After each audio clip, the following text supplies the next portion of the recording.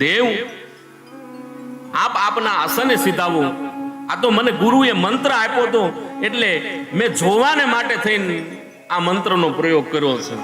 કહે દેવી, હવે હું આવ્યો જ છું તો કઈ આપીને જઈશ.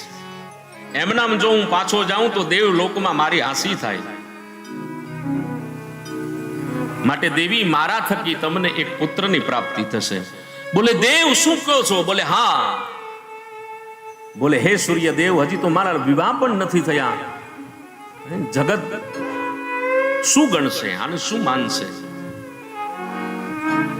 કહે દેવી, એ તો તમારે મંત્ર ભણ્યા પહેલા વિચાર કરવાનો હતો. મંત્ર બોલ્યા પહેલા તમારે વિચાર કરવાનો હતો. અને સૂર્યનારાયણ થકી માં કુંતાને ત્યાં એમના આશીર્વાદથી એક પુત્ર રત્નની પ્રાપ્તિ થાય છે. કવચ અને કુંડળની સાથે પ્રગટ થયા છે. ભગવાન સૂર્યનો દીકરો છે. નામ છે કર્ણ. આ કથાથી આપણે વિદિત છીએ.